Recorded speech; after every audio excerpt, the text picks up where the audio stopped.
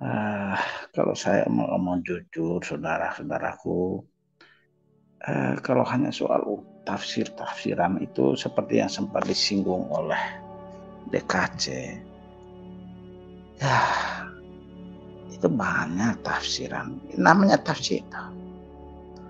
Jangankan kita yang sama-sama percaya Tuhan Yesus, saudara-saudara kita yang Muslim juga tafsir mereka punya dengan jalan pikiran mereka. Bukan hanya itu, orang yang tidak percaya Tuhan Allah pun tafsir menurut jalan pikiran mereka. Jadi memang agak pening kepala. Tapi yang membuat kita tidak perlu pening kepala dalam konteks gereja itu, saudara-saudara, sebelum kita mau main tafsir-tafsiran itu, bahkan sebelum satu huruf pun Alkitab Perjanjian Baru itu ada, sudah ada dulu gereja. Nah, kita pakai akal sehat saja. Kan kita tahu tulisan pertama, huruf pertama Perjanjian Baru itu surat Rasul Paulus itu tulis tahun 40-50 Masehi. Itu kan sudah 10-20 tahun setelah Tuhan Yesus wafat. Kan begitu tuh. Bahkan kemudian misalnya Injil Yohanes sekitar tahun 100, tapi kan tulisan Rasul Paus kedua tiga itu Santo Clemens tahun 80 sudah lebih dulu tuh. Apalagi di Dake sudah lebih dulu lagi. Dan semua yang kita terima sebagai Alkitab itu kan baru disahkan 390. Sebelumnya kan ada yang sebenarnya bukan Alkitab dianggap Alkitab, yang Alkitab malah dianggap bukan Alkitab. Jadi ada kacau balau sedikit. Jadi yang paling mudah yang jangan bikin kerudahi yang tidak perlu itu, lihat sejarah. Nah sekarang saya bersyukur dengan saudara kita Haruka ini. Ini kan kita bisa dialog sebagai sesama saudara. Toh kita mau dialog, kalau memang Haruka jalan pikiran tidak menurut saya benarnya Protestan, ya silakan. Toh ujung-ujung nanti kita berhadapan dengan Tuhan Allah yang akan menghakimi kita berdasarkan nurani kita. Kami yang Katolik menjelaskan posisi Katolik. Saya sering mengatakan, saya pribadi memang Katolik. Tapi kalau orang lain misalnya Haruka, kalau dia bisa menjelaskan secara masuk akal, berdasarkan sejarah, ternyata gereja yang didirikan adalah gereja yang denominasinya Haruka, saya pindah jadi anggota gereja Haruka punya. Atau kalau memang yang benarnya Islam, saya masuk Islam. Benarnya hidup masuk hidup. Yang benarnya ateis, saya juga masuk ateis. Tetapi sampai detik ini, sampai dunia mau cungkir balik yang model mana saja, kebenaran tak ada di agama Katolik. Kita bisa berkelahi untuk hal ini secara intelektual tentu saja. Bisa buktikan secara sejarah. Nah, jadi sekali lagi poin saya tadi, saudara Haruka, bukan bahasa Latinnya, dan dalam arti tertentu juga bukan soal tafsirannya, tetapi sejarahnya. Kalau hanya tafsir-tafsiran karang-karang, keleni gitu namanya. Kan mengapa kita tidak mengakui Muhammad itu nabi? Kita tidak mengakui Al-Quran itu sebagai Alkitab. Kenapa? Karena itu kan tidak sesuai dengan fakta sejarah toh. Yang ditulis dalam Al-Quran kan tidak sesuai dengan sejarah Alkitab. Nah sekarang kamu yang Protestan bilang ya mesti ikut begini begitu, tapi masalah itu juga tidak sesuai dengan sejarah. Kamu marah-marah orang Islam bilang itu bukan agama yang benar karena tidak sesuai dengan sejarah. Tapi mengapa kamu tidak refleksi diri? Kamu juga sama, tidak sesuai dengan sejarah. Kamu bilang itu Katolik juga tidak. Oh kemarin silakan. Sekarang kita duduk, kita diskusikan.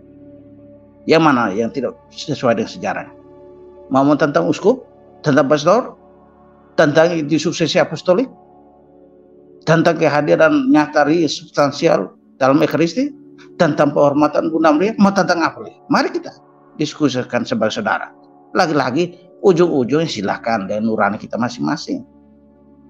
Nah begitu. Mohon maaf mungkin nadanya agak keras-keras, tapi kan hanya supaya menyemangat kita semua di tengah malam ini. Demikian saudaraku Haruka, silahkan berdiskusi. Terima kasih. Terima kasih Pak Jack. Mau di TikTok? Oke, mau di TikTok Om Haruka atau Paul dulu? Silakan Paul. Yang mau saya ingetin, kalau permasalahan Petrus sebagai batu karang itu bukan permasalahan tafsir. Di sini harap jelas dulu ya. Permasalahan Petrus adalah batu karang, sekali lagi bukan tafsir. Karena Yesus memberikan kepada Simon bin Yunus nama baru. Nama barunya siapa? Petrus. Kita bisa lihat di teksnya dengan jelas. Saya akan tunjukkan. Tapi tadi ada request bahasa Latin, boleh ditunjukin dulu Bang bahasa Latinnya nanti aku. Oke. Biar ya baca ya. Kita juga senang ya kita jamu gitu kan tadi. Ya. Kamu baca nek aku paten pecotot ilatku, silakan. Enggak, iki bukan masalah gimana. Nah, yang engkau adalah Petrus itu yang kalimat percisnya yang bagian ini, tu es Petrus. Ya. Nah, terjemahan Inggrisnya that thou art Peter. Di sini dia mendapatkan nama. Kita tahu ya, nama awalnya adalah Simon Barjona atau Simon bin Yunus dalam teks Indonesia. Ya. Jadi di sini katakan setelah ada peristiwa pendahulunya yang tidak bisa kita lupakan. Kenapa dia nanti jadi batu karangnya? Karena di sini ketika Yesus bertanya, menurutmu siapakah aku ini? Dijawab oleh Petrus, engkau adalah Kristus, dengan tegas. Anak Allah yang hidup. Inilah yang menjadi pendahulu. Ini jangan dilepaskan konteksnya. Nah, di sini imannya dia ini seperti batu karang itu, maka dia dikasih nama baru. Petrus. Kenapa harus Petrus bukan Petra? Ingat bahasa Yunani ada jenis kelamin pria dan wanita. Petrus itu pejantan. Jadi mesti kasih namanya Petros. Kalau misalkan tokohnya perempuan, namanya Petra. Jadi Petros Petra itu bukan masalah batu besar, batu kecil, tidak. Nah, ini saya ganti. Pergantian nama ini tidak hanya ditunjukkan oleh penginjil tidak hanya oleh penginjil Matius. Ini saya ganti share screen-nya. Nanti minta tolong abang angkat ya. Jadi pergantian nama ini tidak hanya ada dalam Injil Matius. Ini juga diakui oleh Injil Yohanes. Di manakah? Yohanes 1 ayat 42. Ini diberi nama, bro. Engkau Simon, anak Yohanes. Ini bapaknya dia ya. Bapaknya si Simon ini namanya Yohanes. Engkau akan dinamakan. Jadi ini dikasih nama. Katakanlah dia mendapatkan kehormatan, dikasih nama sama Yesus Kristus saat itu. Bukan masalah tafsir lagi kalau di sini. Masalah tadi kenapa nanti jadinya Petros yang dipakai, itu grammar tadi, grammar Yunani. Karena dia ini adalah tokoh lelaki. Berarti Petros. Anu toh, kalau Petra berarti Petrusnya jadi cewek dong. Iya Tuhan Yesus kan gitu. Karena kan Petra kan cewek toh. Yesus. Ya, kalau Petra nanti begitu masih tokohnya seperti sistis kita ini yang hadir di live chat. Kalau kayak saya tokohnya maskulin, mesti kasih namanya maskulin. Makanya itu Matius. Nah, contoh lain ya, Matius. Nanti kalau perempuan Matia. Gitu. Matia namanya. Yaitu grammar bahasa, kita mesti ikut aturannya. Itu adalah bahasa yang dipergunakan dalam bahasa keseharian di masa Tuhan Yesus hidup. Yunani ini kan kita ingat ya, itu kekaisarannya Romawi lagi gitu ya. Nah, bahasa resminya itu bahasa Yunani gitu. Tambahan dari saya. Nanti bisa dikembangkan dialognya. Terima kasih. Saya kembalikan, Bang. Oke, Po, thank you. Silakan Om Haruka, monggo. Sudah dijawab Pak Jack sama si Po. Ya, terima kasih sudah dikasih jawaban. Ya, sementara ini ya sampai tahap ini menurut yang saya pahami, ya saya masih lebih memilih penjelasan di Protestan bahwa yang dimaksud Petra batu karang itu adalah Yesus sendiri, bukan Petrus. Tapi saya sangat berterima kasih diberi penjelasan ini. Tapi ya terus terang namanya saja belajar ya. kapasitas dan juga pengetahuan sebelumnya itu pasti sangat mempengaruhi. Karena ini sudah dijawab, ya apapun jawabannya saya sangat bersyukur. Kemudian ini kan juga didengar oleh banyak pemirsa gitu, termasuk nanti didengar juga oleh teman-teman yang Protestan berkaitan dengan teks ini. Kemudian yang kedua, kalau ini boleh bertanya lagi berkaitan dengan pernyataan tadi, menurut saya sangat menarik. Rasul-rasul yang lain itu juga soko guru jemaat gitu, atau dasar gereja, betul ya tadi disampaikan seperti ini di teks tadi, yang di teks tadi ada ya, betul ya? Oke. Nah, itu ya, Galatia 2, iya. Ya. Pertanyaan saya, kalau datanya memang seperti itu kan, saya ngambil kesimpulan, saya ini juga sedang belajar ya, saya ngambil kesimpulan bahwa tidak tunggal kepemimpinan gereja itu, gereja itu tidak tunggal, karena pada akhirnya ada seorang yang bernama Rasul Paulus juga kan gitu.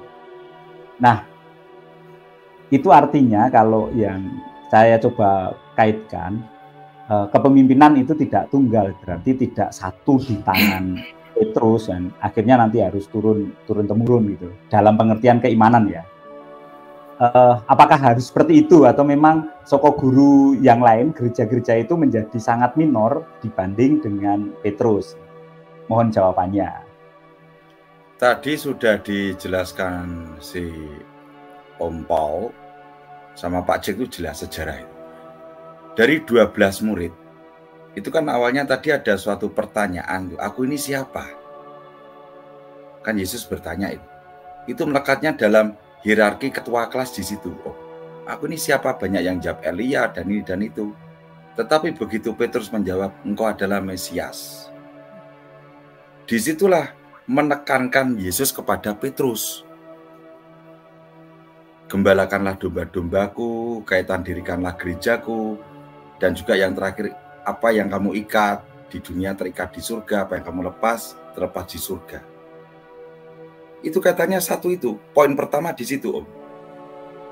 Kalau berdasarkan kepada merujuk semua soko guru 12 murid, ya nggak tepat. Karena kitab suci menuliskan seperti itu.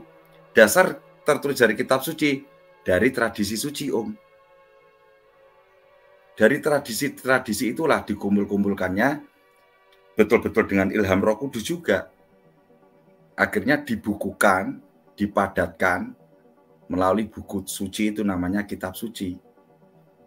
Pertanyaan saya balik kepada Om Harukawijaya. Seumpama 12 rasul itu semua soko guru, panjenengan sola scriptura ini. Satu poin, tolong jawab permasalahan di Yerusalem kaitan sunat. Siapa yang memutuskan? Coba dijawab dulu Om. Silakan. Yerusalem Om, masalah sunat Om, monggo. Ya, itu kan problemnya di Rasul Paulus ya, betul ya? Supaya nanti jangan sampai saya keliru memulainya. Itu kan problemnya di Rasul Paulus. Kemudian dibawa ke sidang Yerusalem gitu ya. Nah, yang memutuskan sidang Yerusalem. Dan sidang Yerusalem itu Paulus taat kepada keputusan sidang Yerusalem. Dan salah satu keputusan yang pentingnya kan ada penyebutan Petrus untuk Yahudi, kemudian Paulus untuk non-Yahudi kan. Itu yang saya pahami, yang saya mengerti dari pendengaran, belajar dari di sekolah kan seperti itu yang saya pahami. Jadi tidak berkaitan bahwa kepemimpinan itu tunggal. Itu yang saya tahu ya, saya menjawabnya seperti itu. Oke, matur nuwun, itu aja yang bisa saya tahu. Saya merujuk dari jenengan bilang 12 rasul itu soko guru. Saya bertanya kembali ke Yerusalem, konsili pertama itu. Tetapi jenengan jawabnya masih belum jelas. Kita buka konsili Yerusalem ya. Itu ada di Kisah Para Rasul 15:7 kalau tidak salah. Angkat, aku punya share aja, udah aku keluarin. Sudah Po? Oke. Udah, bacain Po. Silakan Po. Yerusalem, Po. Keputusannya siapa, Po?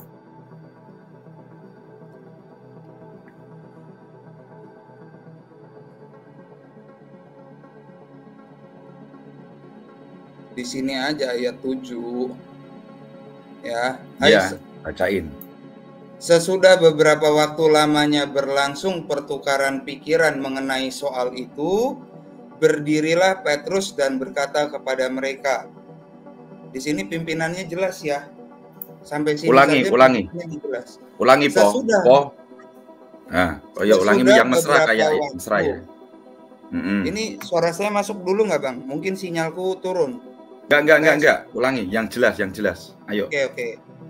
Sesudah beberapa waktu lamanya berlangsung pertukaran pikiran mengenai soal itu, ya. Jadi ini sudah ada diskusi, katakan demikian ya. Ini bagian kalimat ini. Saya mau bikin gampang untuk dipahami. Berarti orang yang hadir di Yerusalem saat itu melalui keterangan kalimat ini itu sudah dialog nih, kayak kita di room ini kan udah, wah saya udah bicara, Paman Jack udah bicara, terus Bang Erik udah bicara, ini ada Paman Suto, nanti berikutnya Paman Suto bicara, tadi Pak Ayub sudah bicara. Kemudian ya udah bicara semua, berdirilah Petrus dan berkata kepada mereka. Stop. Ulangi dengan ritme kamu merayu pacarmu. Berdirilah. Ayo, ulangi yang pelan tegas. Ayo. Raiso aku. Ayo. Berdirilah Petrus dan berkata kepada mereka. Lanjut. Ya, jadi jelas sebenarnya. Mungkin harus dibedakan begini ya. Kalau mau dikatakan,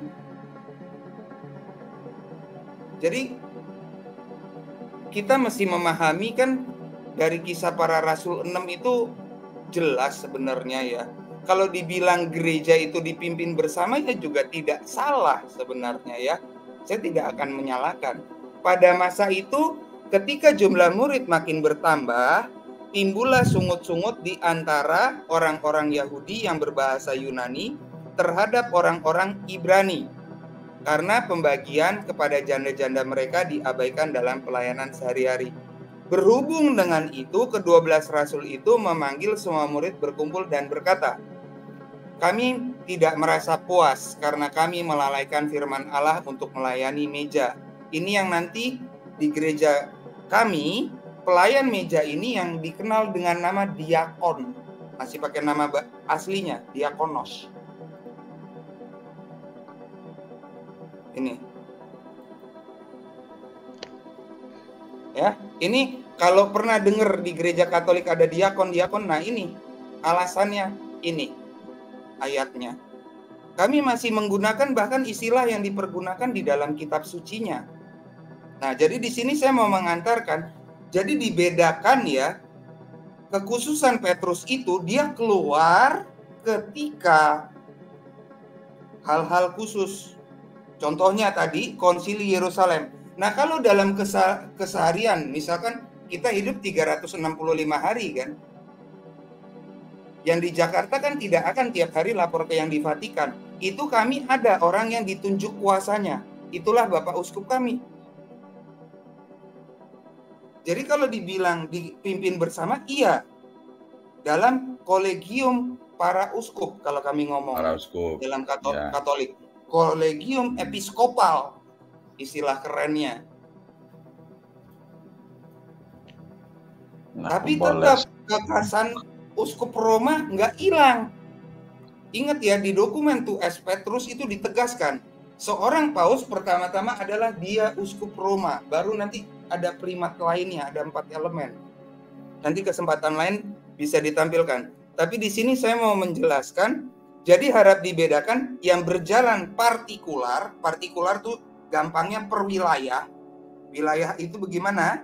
Wilayah Jakarta, wilayah Bandung, ini partikular. Wilayah Semarang, wilayah Kalimantan Barat, wilayah Sulawesi Utara. Ini partikular. Itu Paus memberikan delegasi kepada soko guru jemaat yang lain, yang kita sebut dengan uskup. Tapi ketika dipanggil ke Vatikan rapat bersama kayak yang sementara lagi berlangsung, dia punya kekhususan nanti yang Uskup Roma. Seperti tadi kita lihat di Kisah Para Rasul 15, keluar kekhususannya. Nanti setelah kekhususan ini keluar keputusannya, dibagiin keputusan yang khusus tadi, kita bisa lihat the council letter to Gentile believers. Jadi surat dari keputusan primat diantar biar di gereja-gereja partikular tadi tuh tahu. Oh, Uskup Jakarta tahu, oh Uskup Semarang pun tahu, Uskup Bandung ya tahu, di Purwokerto ya tahu, di Manado ya tahu. Jadi kalau dibilang dipimpin bersama, ya dalam kolegium, tapi tidak menghilangkan kekhususan. Itulah makanya dibilang primat. Terima kasih, tambahan dari saya begitu. Nanti biar thank you, Paul. Kita menambahkan. Ya, silakan Pak Jack ingin menambahkan tadi, monggo Pak Jack. Ya, saya pengen sih dialog persaudaraan dengan saudara kita Pak Haruka Wijaya.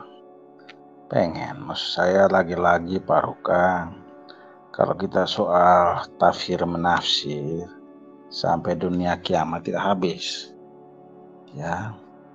Tapi yang saya itu paling suka kita omong sejarah, pakai akal sehat saja. Tapi sebelum akal sehat tadi, kalau omong soal tafsir apakah gereja dipimpin secara kolegial atau satu orang, ya kita boleh kutip-kutip ayat. Kami yang Katolik pasti mudah, saya tahu paling kutip misalnya ya yang tadi dikatakan DKC itu misalnya Yohanes 21 tadi. Yesus berkata kepada Petrus di hadapan para rasul yang lain. Para rasul dia tidak mengatakan kepada Yohanes, Yakobus, dan lain-lain. Tidak, dia katakan kepada Petrus, gembalakanlah domba-dombaku di hadapan mereka yang lain. Nah, mau tafsir yang bagaimana? Ya mungkin ya itu kan hanya maksudnya untuk umat, tapi ini tafsirkanmu.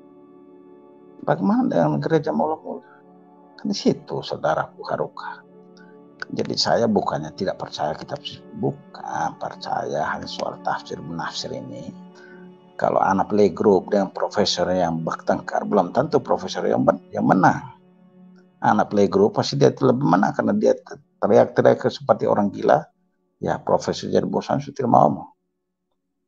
Nah jadi macam tadi, saya bisa jelaskan kepadamu tentang Petrus, tafsirannya yang mana. Boleh dari ahli-ahli Protestan juga. Bisa tunjukkan. Tapi kalau misalnya Haruka tidak, menurut saya saya tetap percaya kepada tafsiran Protestan. Itu pun bukan semua Protestan.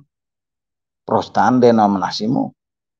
Ya, kalau memang kamu masih mau pegang yang itu ya sudah silahkan toh.